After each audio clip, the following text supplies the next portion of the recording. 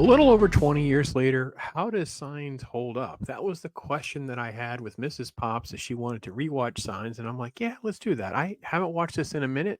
Has a new movie coming out. Wanted to kind of see how some of these other ones have felt years after the fact. Because I feel like Sixth Sense and many of his other films that I thought so much about really haven't held up well on the rewatch and years later. Signs, however, was a fun one to revisit. Mel Gibson plays this bitter former Episcopal priest who lives in this country home with his children and his brother.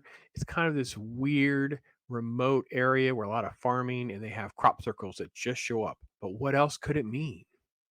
Let me just say that out of the gate, the setup for all of the elements of the film, as far as the family structure and the tension surrounding them being remote, having crop circles that show up, and then debating the validity of the crop circles, much in the way that audiences do or would have in 2002 when the movie first dropped. Now, I think that with the age of the internet and things of that nature, this film hasn't exactly aged as you might have thought it would.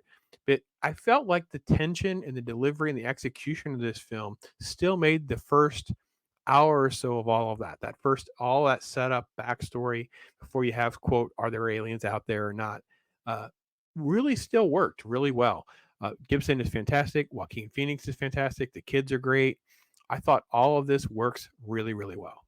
So then there's the sheriff, and the sheriff, she shows up a couple times, and she's sort of like our gateway in the audience of like more about his story, like the priest and his backstory. He lost his wife, and his name is Graham Hess, and he lost his wife in this tragic car accident of some kind. We don't totally know until later in the film, but she shows up and she kind of helps us navigate through a lot of different elements and a lot of exposition that kind of has to come out on the backstory. There's conversations about Joaquin Phoenix's story because he's a brother. He was a former minor league baseball player, but obviously he was like this major home run hitter, but he also struck out more times than he would hit the ball. So all of that is used as a way for us to learn more and gather information as we go, and then kind of very slowly get attached to the family.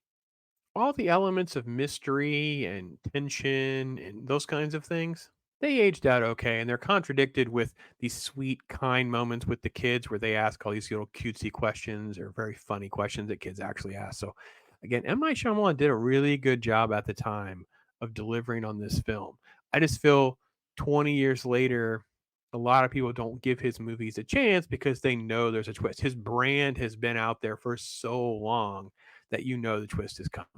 So that brings me to the real question. Does the twists and things like that work?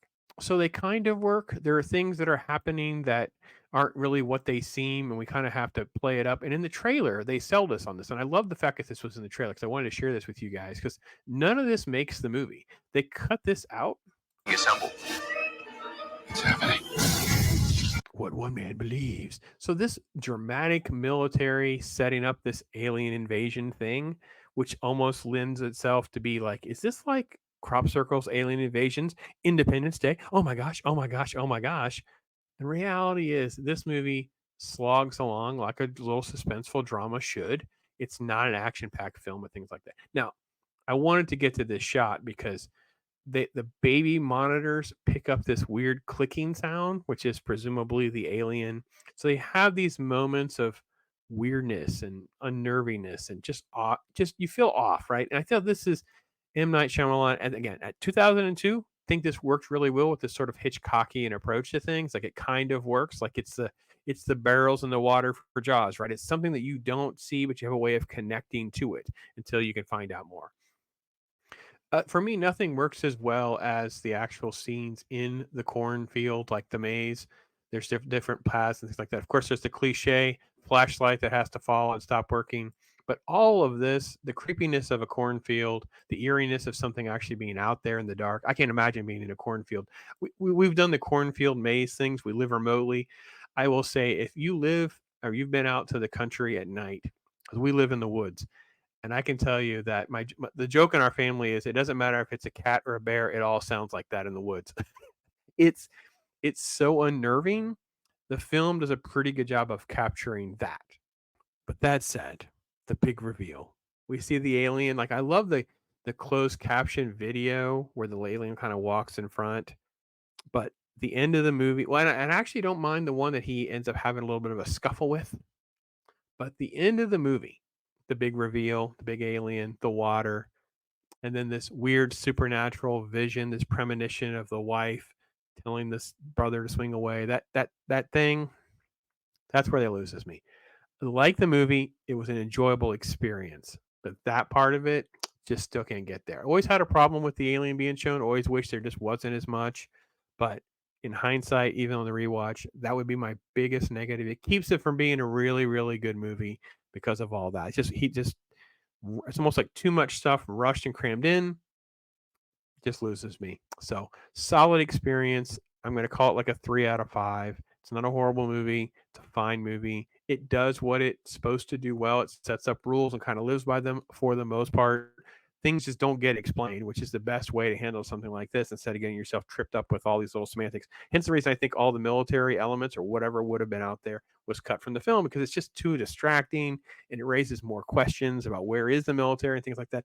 This feels more like just small because they keep all that out of it. So it works for an experience. Don't get out over your skis overthinking it, and you can have a good time watching it. So I don't know if you guys watched this film recently. What do you think about it? Did you ever see it? Do you like it? Not like it? That's my take on it. Thanks for watching. I am Pops.